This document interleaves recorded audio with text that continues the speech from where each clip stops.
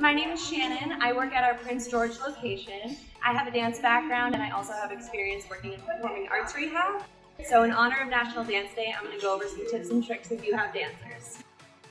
So there's 5 different basic positions for the feet. We have first position, which is heels together, legs externally rotated.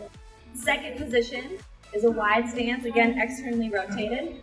Third position, the back of the heels on the inner arch. Fourth position, a step away. Fifth position, completely closed. So with dancers with post-tib or gastroc injuries, we want to get them back into doing heel raises or releves in those positions. So first position, normally hands are down here. Releve, 3 sets of 10. And then you can go into second, arms out to the side. And you can also go into fifth, usually arms are straight up.